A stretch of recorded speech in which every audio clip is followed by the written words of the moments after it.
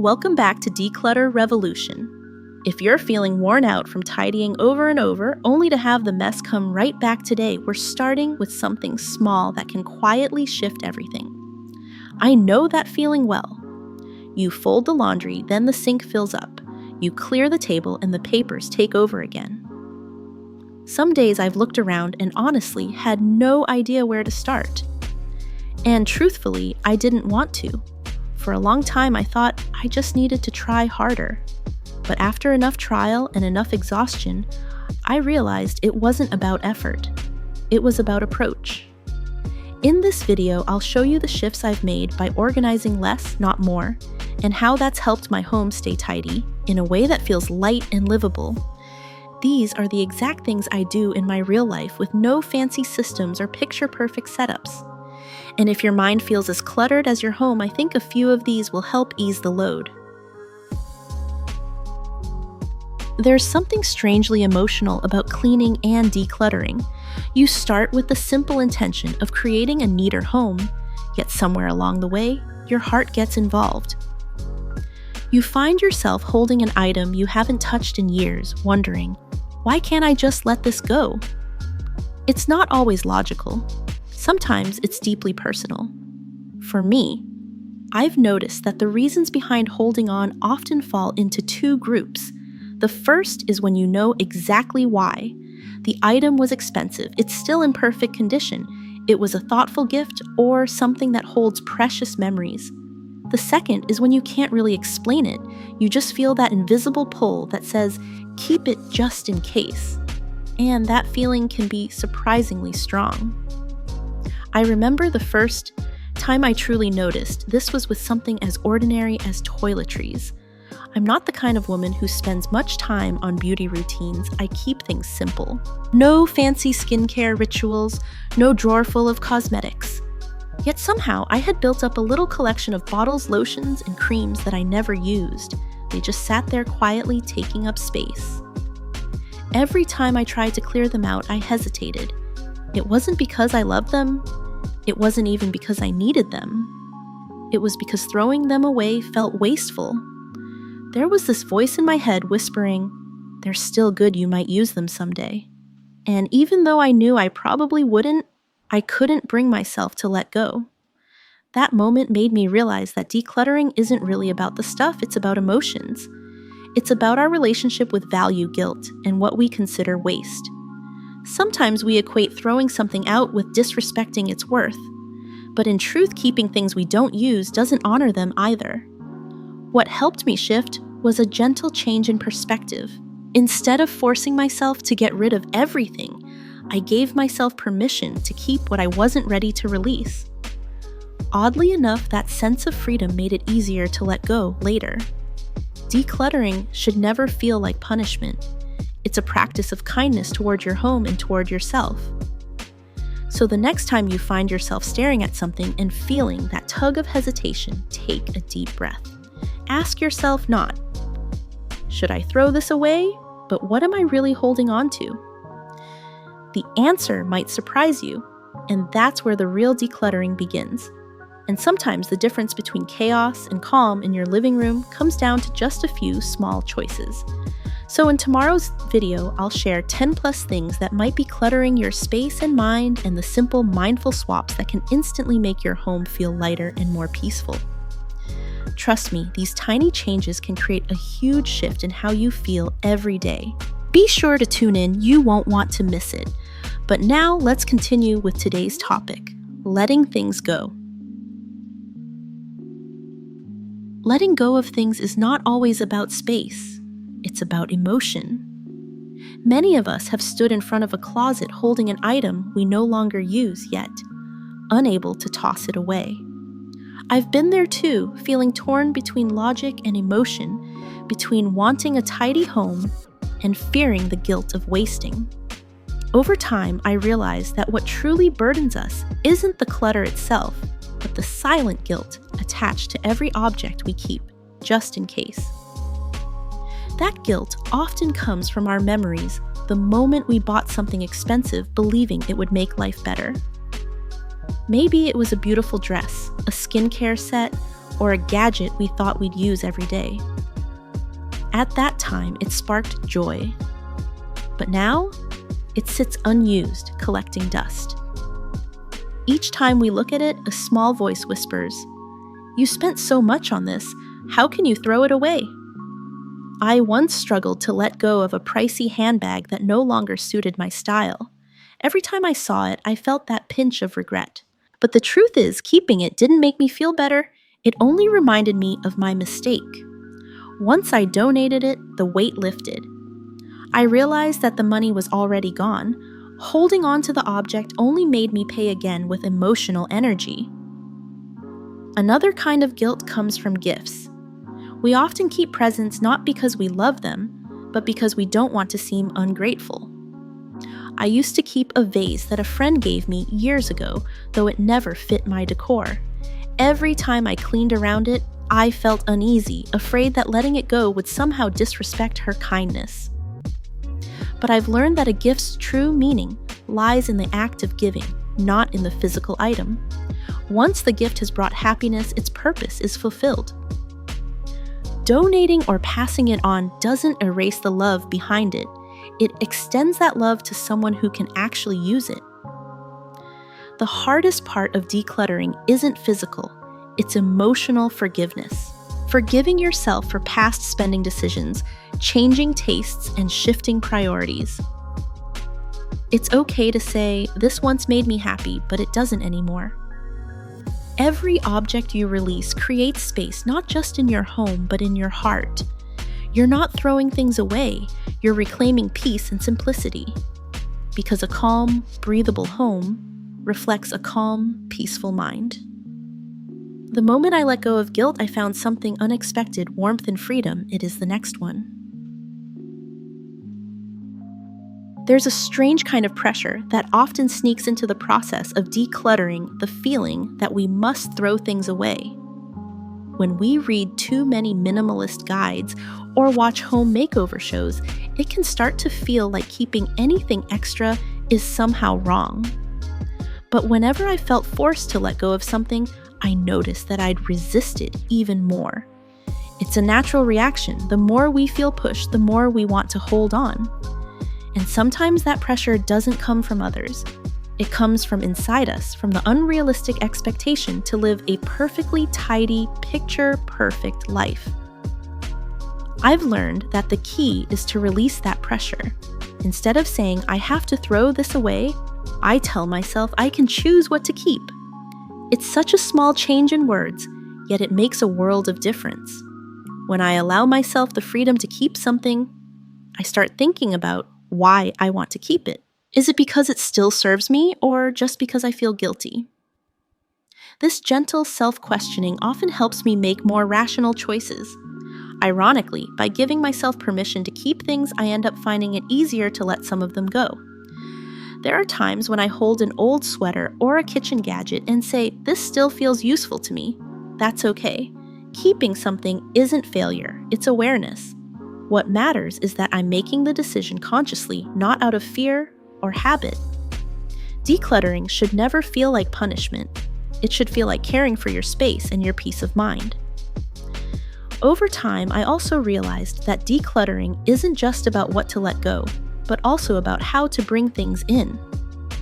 I now ask myself simple questions before buying anything new. Do I really need this? Will it still fit my life a year from now?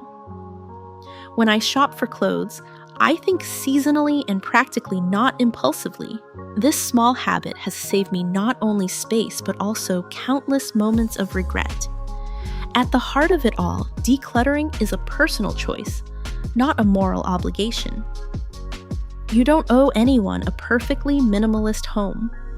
The goal isn't to strip your life bare, but to make sure everything around you truly serves a purpose or brings comfort. When you stop forcing yourself and start choosing mindfully, your home becomes lighter naturally, not because you've thrown things away, but because you've let go of the invisible pressure that comes with them. Once we stop forcing ourselves to get rid of things, we begin to discover something deeper, the power of choice. One of the most unexpected gifts I've discovered through simplifying my home is the way it deepens my sense of gratitude. For years, my house overflowed with clothes that rarely left the closet, kitchen tools I barely touched, and decorative pieces that only gathered dust. Surrounded by so much, I hardly noticed the value of what was already there. Isn't it curious? The more we accumulate, the easier it becomes to overlook the quiet beauty of the items right in front of us. When I began intentionally letting go, my perspective shifted. The pieces I chose to keep held meaning. They were useful, comforting, or simply made me happy. A mug I reach for every morning, a sweater that keeps me warm on cold evenings, or a well-loved book that never fails to soothe me, these things became treasures instead of background clutter. With fewer distractions, I could finally see and appreciate them for the role they played in my daily life. This change also made me more attentive to small details I used to ignore. I found myself pausing to enjoy the sunlight spilling across my living room floor, the cozy texture of a favorite blanket, or the inviting scent of dinner cooking in a pan I truly enjoyed using. Simple moments like these, once buried under the weight of too many possessions, became daily reminders of abundance. Gratitude began to grow naturally as I learned to notice the ordinary in a new way. Living with less even touched my relationships. I started valuing people and experiences more than things, realizing that shared laughter or meaningful conversations brought far greater joy than anything I could buy. Minimalism, I've come to understand, isn't about stripping life bare. It's about creating enough space both around us and within us to fully embrace what matters most. In choosing less, I discovered more room for appreciation, peace, and genuine joy. So, if you've ever felt weighed down by too much, know this: gratitude often begins not with adding more, but with letting go. And in the next part, I'll share how even the smallest steps can bring surprisingly big changes. There's something special about sentimental items. They hold stories, memories, and pieces of who we once were. Among all the things we own, keepsakes are often the hardest to let go of. I've spent hours sitting on the floor surrounded by old photo albums, travel souvenirs, and little gifts from people I love. Sometimes it's not about the object itself, but the feeling it carries: the teddy bear from childhood, the scarf from a best friend, or a trinket picked up during a trip abroad. Each one whispers a memory, laughter, youth, love, or moments that shaped who we are. Letting them go can feel like erasing a part of our past. But with time, I've learned something important. The memory doesn't live inside the object. It lives within us. The scarf may fade, the postcard may wrinkle, but the warmth of that memory remains untouched in our hearts. Realizing this helped me begin to separate the emotion from the material. It's not about forgetting the past, it's about freeing space for new experiences while still honoring what was meaningful. When I started decluttering sentimental things, I tried a few gentle methods that worked beautifully. First, I chose a few items that truly represented a period of my life, just a handful that still brought me joy. For the rest, I took photos and created a small memory folder on my phone. It sounds simple, but scrolling through those images gives me the same comfort without taking up physical space. For larger items like an old dress or a broken music box, I said a small thank you before letting them go. It may sound silly, but acknowledging their place in my journey made parting easier. I also discovered that sharing memories can be more fulfilling than storing them. For instance, I gave my childhood books to a niece who loves reading. Seeing her enjoy them felt like giving those memories a second life. The joy of passing something on can sometimes be more powerful than the nostalgia of keeping it hidden in a box. In the end, the goal isn't to strip your life of memories. It's to make sure they live where they belong, in your heart, your stories, and your growth. By keeping only what truly matters and releasing what no longer serves, we learn that love and memory are not bound by objects. They are carried within us, light-lasting and free. After learning to separate memories from things, something inside me shifted. I felt lighter, freer. Letting go is never just about tidying up, it's about understanding ourselves. Through decluttering, I've learned that every item in our home tells a story, and sometimes the hardest stories to close are the ones that no longer fit who we've become. Letting go isn't a sign of loss.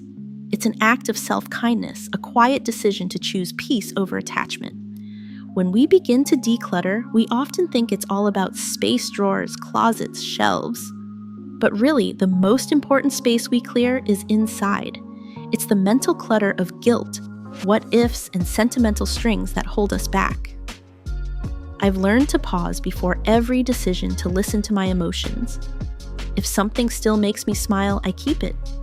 If it only makes me feel heavy or guilty, I thank it and let it go. That gentle awareness turns the process from something painful into something deeply healing. The key, I believe, is to stop fighting with ourselves. We don't need to declutter out of pressure or perfection. We can do it out of love. Love for the person we are now and for the calm, open space we want to create. Give yourself permission to choose what stays and what goes. Forgive yourself for the money you spent for the changes in your taste or for the things you once needed but no longer do. Every stage of your life deserves compassion, even the messy ones.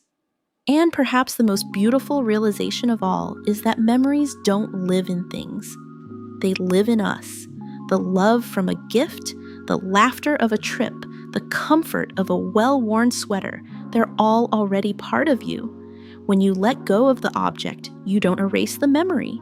You simply make room for new ones to bloom. So, when you find yourself holding something that feels too important to let go of, ask this: is it adding joy to my life right now, or just reminding me of who I used to be? Sometimes the kindest thing you can do for yourself, and even for the object, is to set it free. Because a peaceful home isn't made by what we keep, but by what we release with understanding and gratitude. Understanding the emotions is one thing, but how do we actually start? That's where a gentle method can help. The simplest decluttering method I've ever tried is what I call the 90-day box.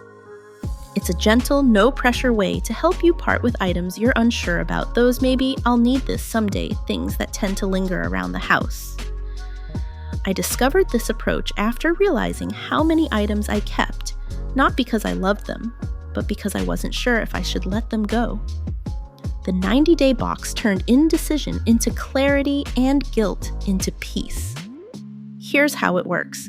Whenever I come across things I can't quite decide on, that sweater I haven't worn in ages, the extra dinner set for special guests, or those 3 books I promised myself I'd reread someday, I put them all into a box. I seal the box with tape and write a clear label on it, something like 90-day box check on January 15th, 2026. The physical act of sealing it feels symbolic. It's like I'm giving myself permission to take a break from deciding right away. Once sealed, I tuck the box somewhere out of sight under the bed in the garage or on the highest shelf of my closet. The key is to not touch it for 90 days. Life goes on, and most of the time I completely forget about what's inside. This step is important because it helps me see what I actually use and miss versus what I only think I need. After 90 days, I check the date on the box. If I realize I haven't opened it once, haven't even thought about what's inside, I know it's time to let those things go. I don't even reopen the box. Instead, I place a new label that says donate and carry it out the door. It's amazing how freeing it feels to realize you've lived perfectly fine without those items for 3 months. That moment of clarity removes all hesitation. This method works because it combines practicality with kindness. It gives you time to process your emotions without letting clutter pile up. You're not forcing yourself to make an instant decision. You're creating a pause, a breathing space. It's not about perfection. It's about learning to trust that you can live lighter, happier, and freer. If you've been struggling to declutter, try the 90-day box. You might be surprised at how easy it becomes to part with things once you've given yourself the gift of time and perspective. Those were the 6 lessons that completely transformed the way I declutter and care for my home. By applying them, I've been able to keep my space open-airy and peaceful, and I've saved so much time, energy, and mental effort along the way. Each small shift brought not only order to my home, but also calm to my mind. If you're hoping to spend less time cleaning and more time actually enjoying your home, start slow, one gentle step at a time. You don't need to rush or force yourself to be perfectly minimalist. Just focus on creating space that truly feels like you. And if you want to take it further, don't miss my next video. It's all about 10 plus hidden things that quietly steal space and peace from your living room. It's packed with simple, practical changes that can instantly make your home feel lighter and more balanced. Skipping it would truly be a missed opportunity to simplify your everyday life. If you found today's video helpful, please like, share, and subscribe. And share these ideas with your friends and loved ones, because everyone deserves a home that feels calm, clear, and beautifully alive.